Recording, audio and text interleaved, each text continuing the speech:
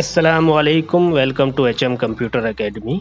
मेरा नाम है सुहेल अहमद और आज मैं लेकर आ गया हूँ कोरल ड्रॉ 2020 की क्लास नंबर 6।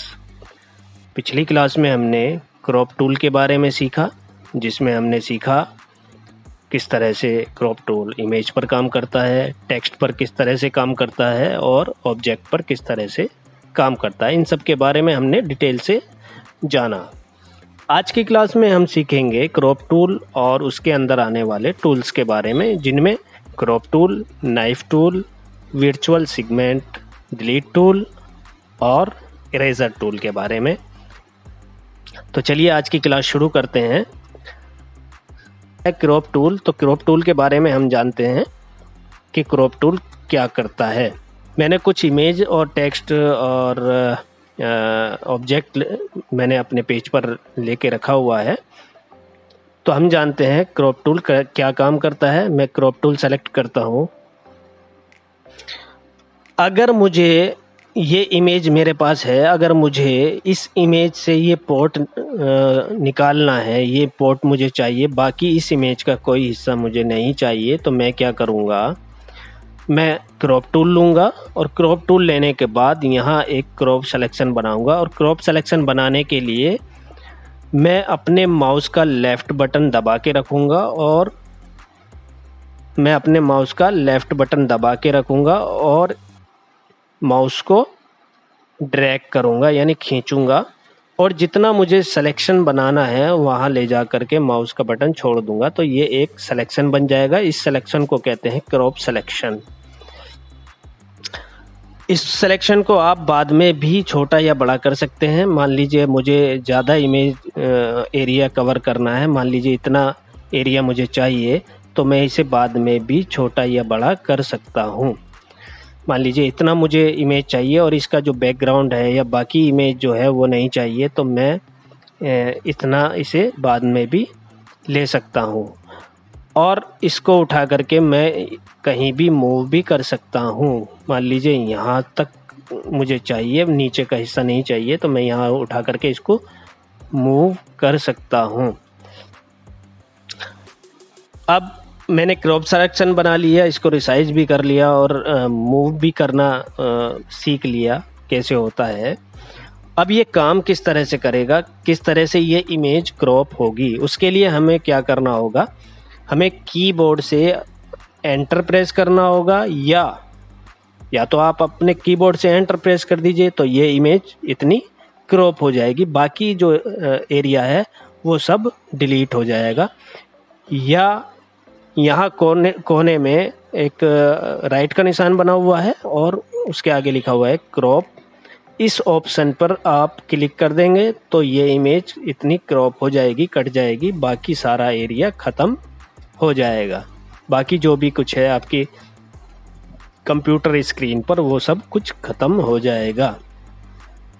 मैं इस पर क्लिक करता हूँ तो आप देखेंगे जितना मैंने क्रॉप सिलेक्शन के अंदर बनाया हुआ था, जितना एरिया मेरा क्रॉप सिलेक्शन के अंदर था वो मुझे क्रॉप होकर के मिल गया है, बाकी सारा डिलीट हो गया है। अब आप देख रहे होंगे कि जो इमेज थी वो तो क्रॉप जितनी मुझे चाहिए थी वो क्रॉप होकर आ गई, लेकिन बाकी सारा जो टेक्स्ट वगैरह भी था वो भी डिलीट हो गया। ये इसलिए हुआ क्योंकि हमने अपने इमेज को पहले सेलेक्ट नहीं किया था।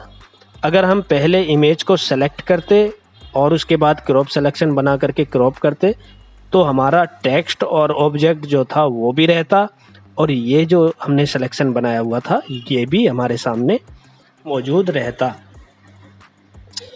देखते हैं किस तरह से काम करेगा।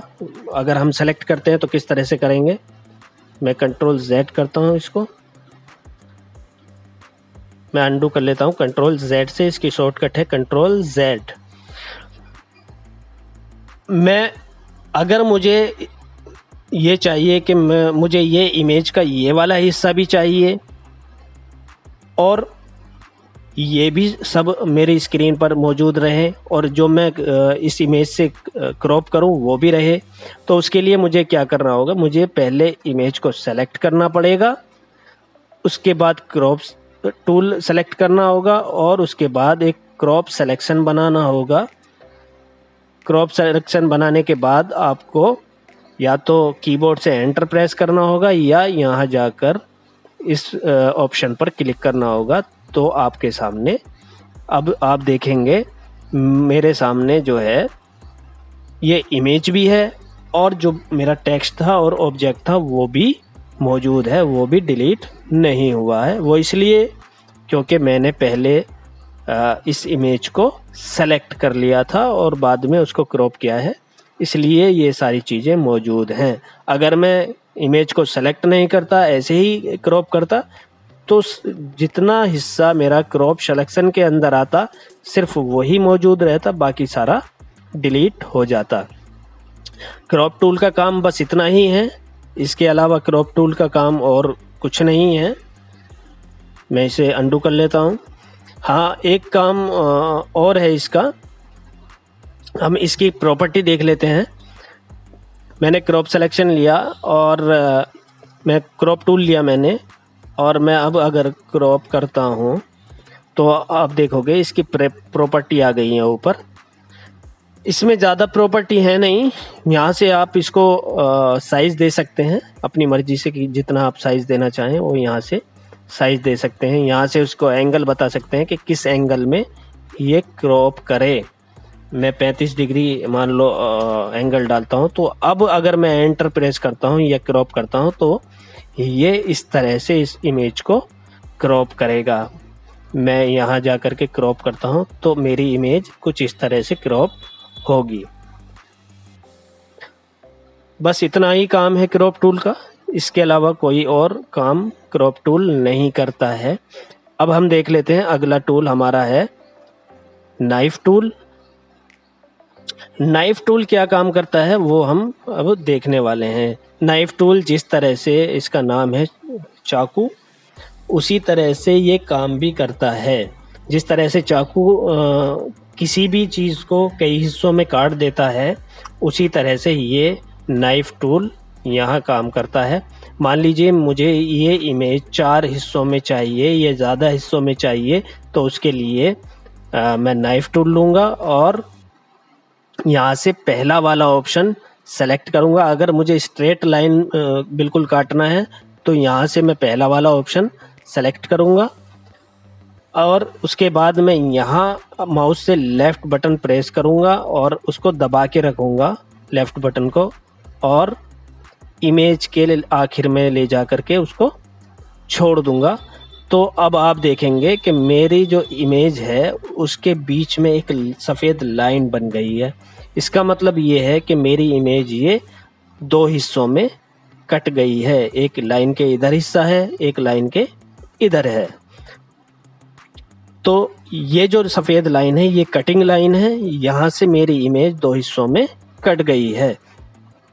अब मैं अगर इसको चाहता हूँ कि मैं और कई हिस्सों में काटूँ तो मैं फिर नाइफ टूल लूँगा और यहाँ से ये वाला ऑप्शन सेलेक्ट करूँगा पहला वाला, और यहाँ से यहाँ तक एक लाइन डालूँगा। लाइन डालने के बाद मैं यहाँ ले जा कर के माउस का बटन जो है वो छोड़ दूँगा। तो ये अब एक और हिस्सों में कट गई है। अब हमें कैसे पता लगेगा ये हमारी इमेज कटी है या नहीं कटी है? हमें तो नहीं दिख रही कटी हुई। उसके लिए हम क्या करेंगे, सिलेक्शन टूल लेंगे और यहाँ से इसको पकड़ के मूव कर सकते हैं कहीं भी। ये हमारी जो इमेज है वो 4 हिस्सों में कट गई है। मैं इसे अंडू कर लेता हूँ, कंट्रोल Z। क्या ये इमेज पर ही काम करता है, टेक्स्ट पर और ऑब्जेक्ट पर भी काम करता है? तो देखते हैं हम, ये टेक्स्ट पर भी काम करता है। नाइफ टूल लेता हूँ मैं, यहाँ से ये वाला ऑप्शन सेलेक्ट करूँगा। मान लीजिए मुझे यहाँ से और इस तरह से काटना है इसको, तो मैं यहाँ से एक लाइन यहाँ लगाऊंगा और माउस का बटन छोड़ दूंगा। आप देखोगे कि यहाँ सफ़ेद लाइन बन गई है। इसका मतलब मेरी इमेज, मेरा जो टेक्स्ट है वो कट चुका है।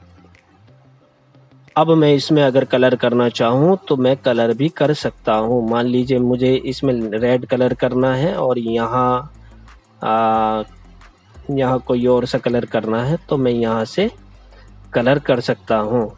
ये 2 कलर का हमारा जो टेक्स्ट है वो बन गया है। आप इस तरह से भी कोई डिज़ाइन तैयार कर सकते हैं। ऑब्जेक्ट को काटना चाहें तो ऑब्जेक्ट भी इससे कट जाएगा। मैं यहाँ से फिर लाइन लगाता हूँ तो ये ऑब्जेक्ट भी कट गया है। ये ऑब्जेक्ट हमारा कट चुका है 2 हिस्सों में। मैं अंडू करता हूँ इनको। उसके बाद है अगला ऑप्शन। अगले ऑप्शन में क्या है, फ्री हैंड मोड है। फ्री हैंड मोड में क्या करेगा, ये वाला ऑप्शन सीधी लाइन बना के दे रहा था। अब हमारे पास ये फ्री हैंड मोड है, इसमें हमारी मर्जी है हम किस तरह से भी किसी भी तरह से इस जो भी लाइन बनाएंगे वो उसी तरह से काट देगा। मैं इसी तरह से बनाता हूँ। मान लीजिए मैं इस तरह से कोई लाइन वगैरह बनाता हूँ तो ये इसी तरह से इस इमेज को काट देगा। देखते हैं हमारी इमेज कटी है या नहीं कटी है। ये देखिए हमारी इमेज ये कट गई है। जिस तरह से हमने सिलेक्शन बनाया था हमारी इमेज उसी तरह से कट गई है। इसी तरह से ये टेक्स्ट पर काम करेगा और इसी तरह से ये ऑब्जेक्ट पर काम करेगा। ये टेक्स्ट भी हमारा कट चुका है।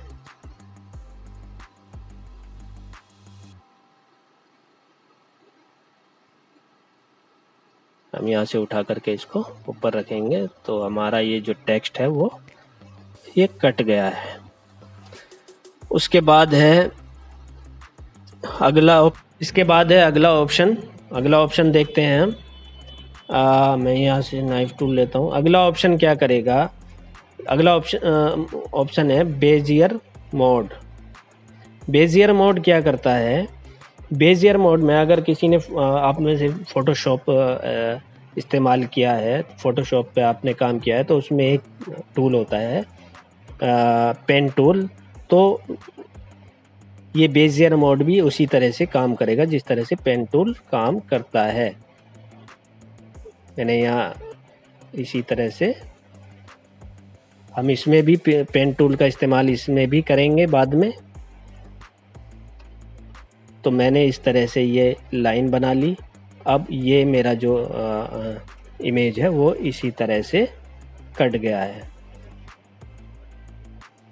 ये टेक्स्ट को भी इसी तरह से काटेगा, टेक्स्ट पे भी ये वर्क इसी तरह से करेगा।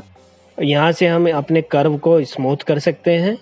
और उसके बाद है हमारा अगला टूल है हमारा virtual segment delete tool. Virtual segment delete tool क्या काम करता है वो हम अभी देखेंगे।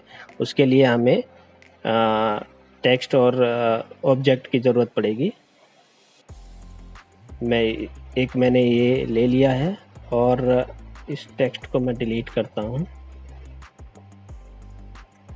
एक मैं रेक्टेंगल ड्रॉ कर लेता हूँ।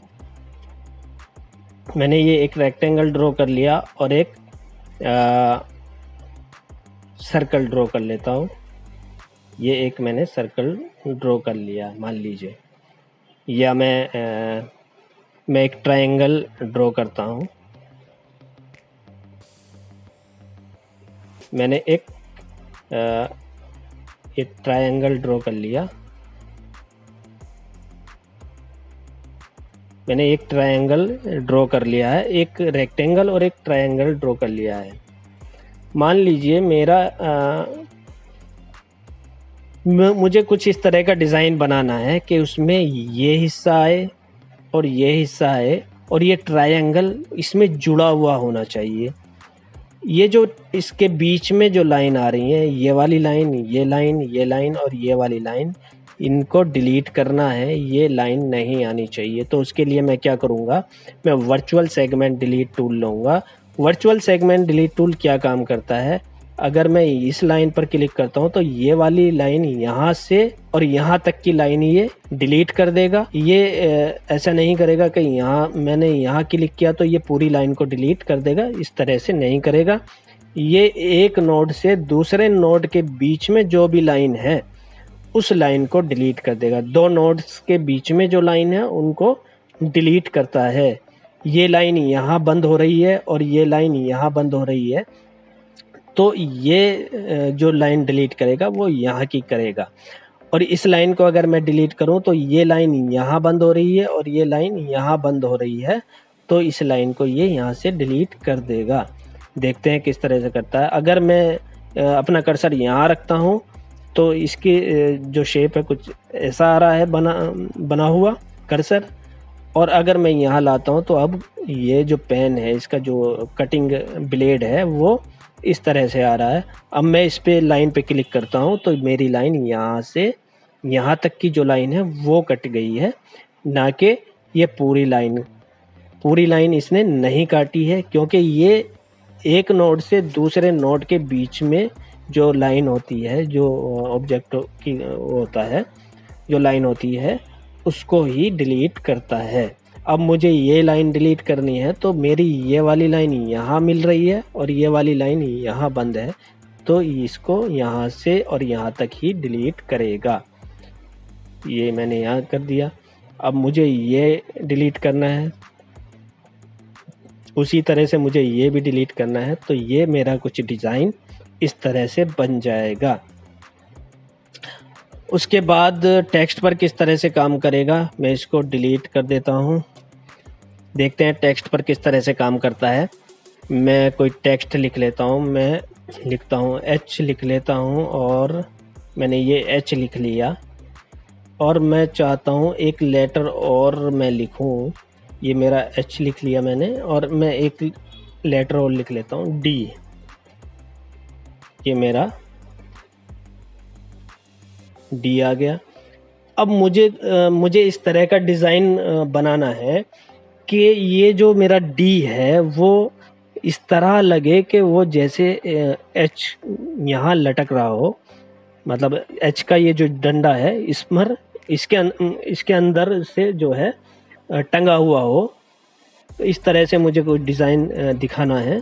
तो उसके लिए मैं क्या करूँगा, पहले तो मैं इसकी जो फिल है वो ख़त्म करूँगा, जो इसमें कलर हुआ है वो ख़त्म करूँगा। मुझे सिर्फ आउटलाइन चाहिए, तो मैं इन दोनों को सेलेक्ट करके इसका जो कलर है उसको तो मैं ख़त्म कर दूँगा और जो आउटलाइन है वो रखूँगा सिर्फ। अब मैं क्या करता हूँ, इसको थोड़ा सा रोटेट करता हूँ। ये मैंने रोटेट कर लिया, और रोटेट करने के बाद इसको थोड़ा सा मैं छोटा भी करना चाह रहा हूँ। उसके बाद मैं इसको यहाँ ला कर रखूँगा, यहाँ ला कर रखूँगा। और उसके बाद मैं लूँगा वर्चुअल सेगमेंट डिलीट टूल। मैंने virtual segment delete tool select किया। सेलेक्ट करने के बाद मैं क्या करूँगा, मैं इस लाइन को डिलीट करूँगा। ये जो लाइन आ रही है इसको डिलीट करूँगा, क्योंकि मुझे इसे पीछे से दिखाना है। तो इस वाली जो लाइन है इसको मैं डिलीट करूँगा। अब ये काम नहीं कर रहा है। क्यों काम नहीं कर रहा है? क्योंकि टेक्स्ट को हमें क्या करना पड़ेगा, कन्वर्ट करना पड़ेगा कर्व में, तभी ये टेक्स्ट पर काम करेगा। मैं इन दोनों को सेलेक्ट करता हूँ, उसके बाद माउस से राइट क्लिक करता हूँ और सबसे ऊपर है कन्वर्ट टू कर्व। इसकी शॉर्टकट है कंट्रोल Q। मैं इस पर क्लिक करता हूँ तो ये कन्वर्ट हो जाएगा कर्व में। अब मैं चाहूँ तो इस पर काम कर सकता हूँ। मुझे इसे डिलीट करना है तो मैंने वर्चुअल सेगमेंट डिलीट टूल लिया और यहाँ ला करके इस लाइन पर क्लिक कर दिया, तो ये लाइन डिलीट हो गई। इस पर क्लिक किया तो ये वाली लाइन डिलीट होगी। तो अब ये लग रहा है जैसे ये इसके पीछे से आ रहा हो, इसमें टंग रहा हो। अब ये लाइन हमको पूरी ऐसे ही दिखानी है, तो हम क्या करेंगे, H की ये वाली लाइन डिलीट करेंगे और यहाँ से भी ये डिलीट कर देंगे। तो अब हमारा ये जो H है वो इस तरह से लग रहा है कि जैसे हमारा जो D है वो इस तरह से लग रहा है जैसे ये H पर टंगा हुआ हो, H के अंदर जो है ये टंगा हुआ है।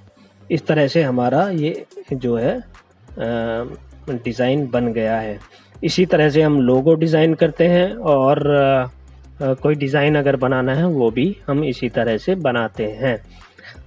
अब अगर मैं इसमें कलर करना चाहूँ तो मैं कलर भी कर सकता हूँ, लेकिन कलर करने के लिए इसका दूसरा तरीका है। मैं इसमें अभी कलर करूँगा तो ये कलर नहीं हो पाएगा। इसमें मैं सेलेक्ट करता हूँ और कलर करना चाहता हूँ तो अभी कलर नहीं होगा, क्योंकि ये जो है ओपन पाथ है, ये अभी ये क्लोज नहीं है पाथ, इसलिए इसमें कलर नहीं होगा। या तो मुझे इसे क्लोज करना पड़ेगा लाइन लगा करके, या फिर दूसरा तरीका है, हमारे पास एक टूल है यहाँ नीचे, स्मार्ट फिल। मैं स्मार्ट फिल लूँगा और उससे इसको फिल करूँगा। मैंने यहाँ क्लिक किया, यहाँ क्लिक किया और यहाँ क्लिक किया। अब आप देखोगे कि इसमें एक ब्लू कलर में, नेवी ब्लू टाइप कलर हो गया है। अब मैं अगर चाहूँ तो इसमें कलर कर सकता हूँ। मैंने यहाँ भी कलर किया, यहाँ भी इसको फिल किया। अब मैं इसे पकड़ करके यहाँ से कलर कर सकता हूँ। मुझे जो कलर करना है मैं यहाँ से कलर कर सकता हूँ। यहाँ से करना चाहूँ, इसमें ये करना चाहूँ तो ये भी कर सकता हूँ, और इसमें करना चाहूँ तो ये भी कर सकता हूँ।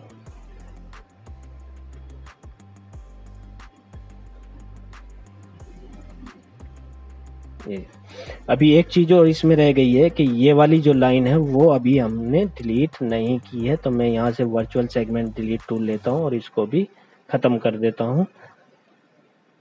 जैसे ही मैंने लाइन डिलीट की तो ये इसने कलर भी ख़त्म कर दिया। अब मैं इसमें कलर दोबारा से, मुझे स्मार्ट फिल लेना होगा और दोबारा से इसमें कलर करना होगा। अब मैं इसमें ये कलर कर सकता हूँ। ये देखिए, इस तरह से आप अपने डिज़ाइन को तैयार कर सकते हैं। उसके बाद है मेरा अगला टूल है इरेज़र टूल। मैं कोई ऑब्जेक्ट ड्रॉ कर लेता हूँ। मान लीजिए मैंने ये ऑब्जेक्ट ड्रॉ कर लिया, कुछ टेक्स्ट ड्रॉ कर लिए, लिख लेता हूँ। मैंने ये ऑब्जेक्ट ड्रॉ कर लिया, उसके बाद मैं यहाँ टेक्स्ट लिख लेता हूँ।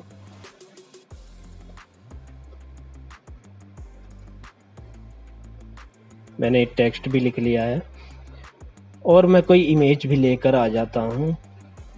मैं ये वाली ही इमेज यहाँ लेकर आता हूँ। मैंने ये इमेज भी यहाँ रख ली है। मैं इस इमेज को छोटा करता हूँ, बड़े साइज़ की इमेज है। मैंने ये इमेज भी रख ली है ताकि हमें प्रॉपर समझ आए कि इरेज़र टूल क्या काम करता है। इरेज़र टूल वही काम करता है जो आपकी रबड़ करती है, इसका नाम भी इरेज़र है। आप यहाँ से इसकी प्रॉपर्टी देखते हैं, यहाँ से आप इसका शेप ले सकते हैं। आप चाहें, अभी राउंड आ रहा है इसमें, सॉरी अभी चकोर आ रहा है, आप चाहें तो यहाँ से गोल भी ले सकते हैं और यहाँ से इसका साइज घटा या बढ़ा सकते हैं। आप यहाँ इस ऊपर करेंगे तो ये बढ़ेगा और नीचे वाले उस पर क्लिक करेंगे तो ये यहाँ से साइज घट जाएगा। तो मुझे साइज थोड़ा सा बढ़ाना है इसका, मैं यहाँ से टाइप करके भी साइज ले सकता हूँ। मुझे 20 रखना है तो मेरा जो इरेज़र का साइज है वो बढ़ गया है। अब इरेज़र टूल करता क्या है? इरेज़र टूल का काम इतना है सिर्फ कि वो चीज़ों को मिटाता है। मुझे ये मिटाना है यहाँ से, तो मैं इरेज़र टूल लूँगा और यहाँ से इसको मिटा सकता हूँ। इरेज़र टूल का काम सिर्फ चीज़ों को मिटाना ही है। इसी तरह से ये तो इमेज पर है, अब मैं किसी ऑब्जेक्ट को भी यहाँ से मिटा सकता हूँ और चाहूँ तो मैं टेक्स्ट को भी मिटा सकता हूँ। ये टेक्स्ट को भी, ऑब्जेक्ट को भी और किसी भी इमेज को मिटा सकता है। इरेज़र टूल का काम भी सिर्फ इतना ही है। आज की क्लास में बस इतना ही इन टूलों के बारे में बताना था और आप इन्हें ज़्यादा से ज़्यादा प्रैक्टिस करिए और नई नई चीज़ें बनाकर देखिए। टेक्स्ट पर अप्लाई कीजिए, टेक्स्ट को इस तरह से जिस तरह से मैंने किया है उस तरह से टेक्स्ट को करके डिज़ाइन बना के देखिए, लोगो बना के देखिए, और जितनी प्रैक्टिस करेंगे उतना आपको समझ आएगा कि इन टूलों के बारे में कि किस तरह से टूल काम करते हैं। और मिलते हैं नेक्स्ट क्लास में। मुझे उम्मीद है आज की क्लास आपको पसंद आई होगी। अगर आज की क्लास पसंद आई है तो आप वीडियो को लाइक कीजिए, शेयर कीजिए अपने दोस्तों में, और हमारे चैनल को सब्सक्राइब ज़रूर कीजिए। सब्सक्राइब करना ना भूलें, और बेल का जो आइकन है उसको लाजमी दबाएं, जिससे आने वाली वीडियो के नोटिफिकेशन आपको तुरंत मिल जाएं। मिलते हैं नेक्स्ट क्लास में। Thank you.